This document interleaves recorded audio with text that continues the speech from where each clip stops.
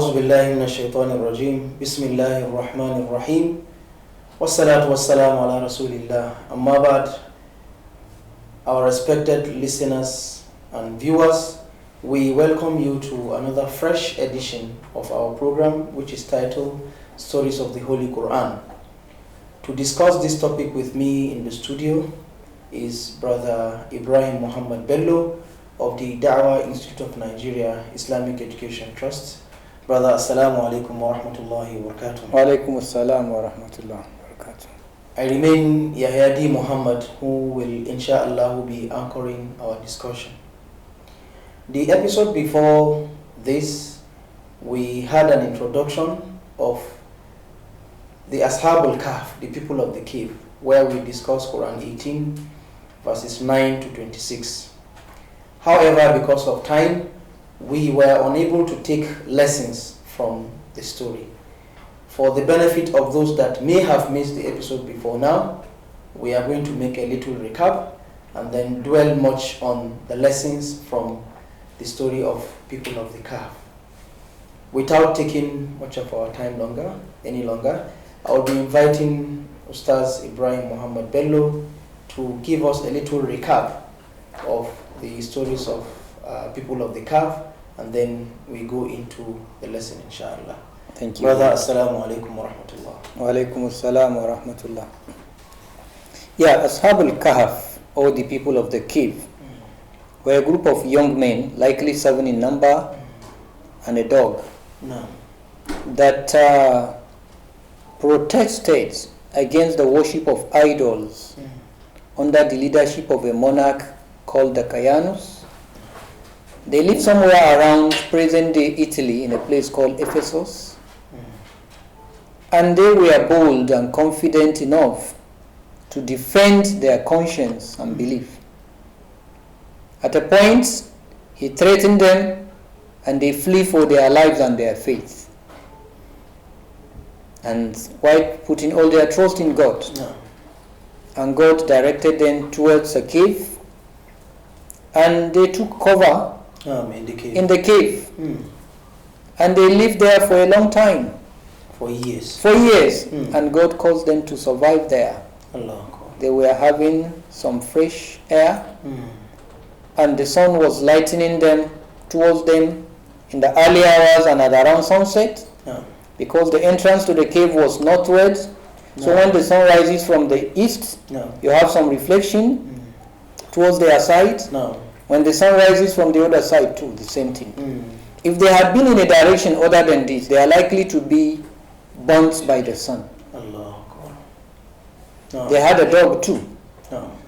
And Allah caused that to be unknown to their people for all this while. And day in, day out, generations passed. The monarch expired and passed away. And God so like it, so have it that the entire city embraced the faith that they were persecuted and punished for. And over time, one of the days, God caused them to wake up after a long duration, generations really, centuries of sleep. God caused them to wake. And when they woke up, they were like, man, we've been here for quite a while. Some say yesterday, some say no, it was this morning. And they took a currency, the currency they had with them. That they even had currency even when they were running for their life. And sent one of them to go into the town quietly and let him watch his steps so as not to be identified as part of those 7 young men that rebelled against the monarch. And I should get them the best food that is halal and make sure nobody identifies him. No sooner than he appeared, he became another history, another very important scene. Like this person looks strange, so old, like the people of the past. And he's talking and he's a human being and all of that. Just to come and surprise that he couldn't see what he used to see before. And the whole town and everybody, including the then monarch, everybody moved towards, they came to see them, they identified them, they knew their stories. And they went back and Allah caused them to die finally. And the people of the town were like, what should we do now? You know, it's natural to humans. Let that place be another historical place. No. Let's build a mosque. Let's make that place our worship center and all of that. And the verse that followed now, Allah subhanahu wa ta'ala cautioned the prophets. Allah equally told us why He caused them to be seen at that time. No. So وَكَذَلِكَ بَعَثْنَاهُمْ وَكَذَلِكَ أَعْثَرْنَا عَلَيْهِمْ. We exposed them at that time لِيَعْلَمُوا أَنَّ وَعْدَ اللَّهِ حَقٌّ, so that everybody will know that the promise of Allah is true.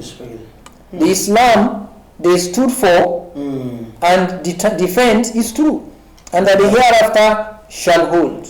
And Allah promised that He is going to safeguard people who are in His own cause. Thank you. Nasrul Mu'minin.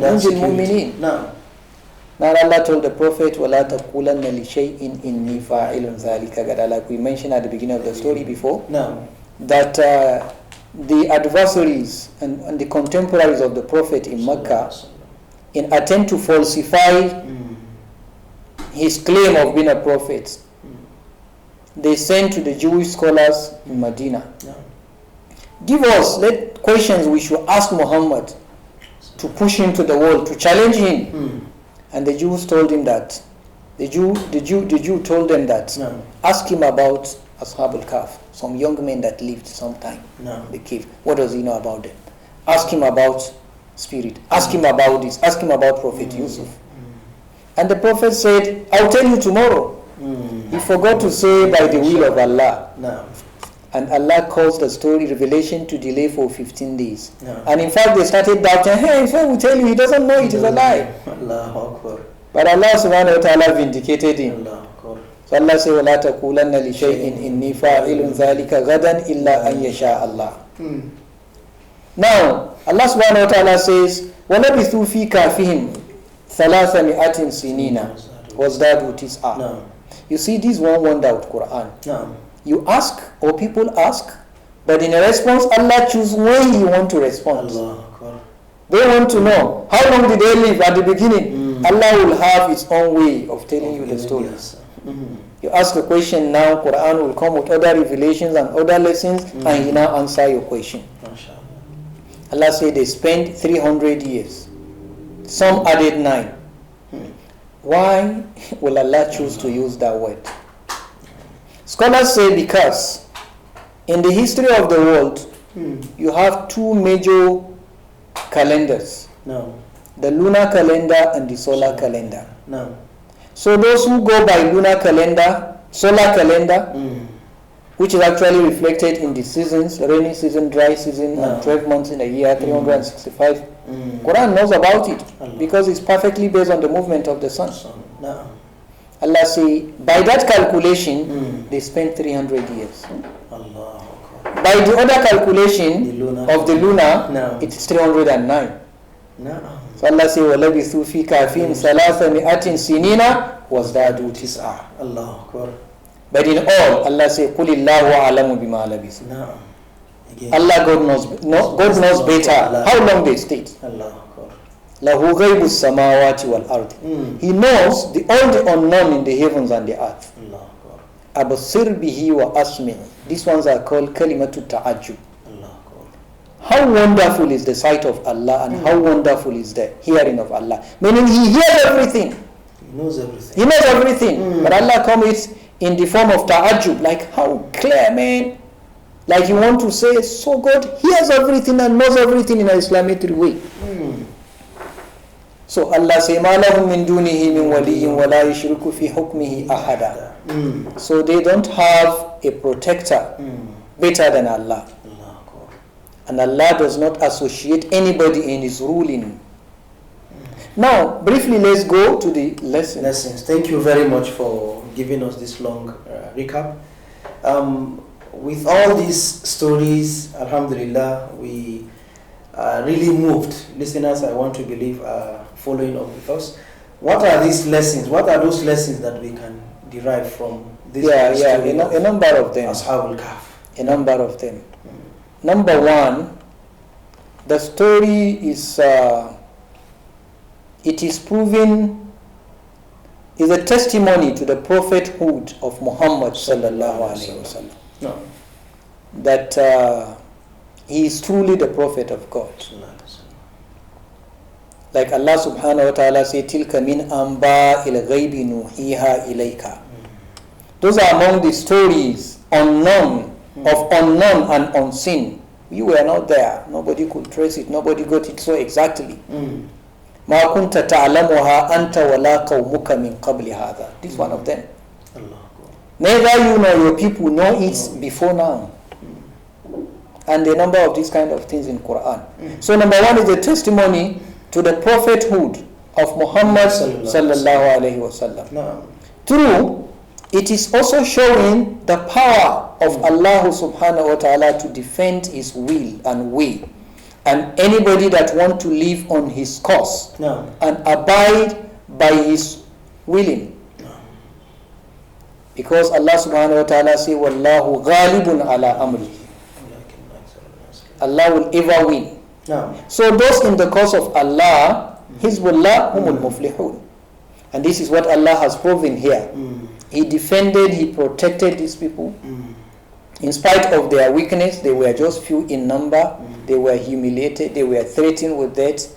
But Allah so willed that they will outlive the generation of the monarch and many other generations beyond for others to see. That is a testimony in the world that they were on the right path and in the hereafter too. Other lessons are the power and the will of Allah to do as He wills. That if Allah had will, we would have lived generations without feeding and we will not die. This is difficult to explain by science today. That people can actually be sleeping for 10 years without eating, without rotting, without being consumed by anything. And like he even said, if you go see them, you get scared. Yes. That's a one. And they're really sleeping. Yes, true. The verse said, they have run away out of fear. Similarly, Allah subhanahu wa ta'ala told us, show us His power to protect. What kind of security can you imagine that keep these people protected for even 100 years? Subhanallah.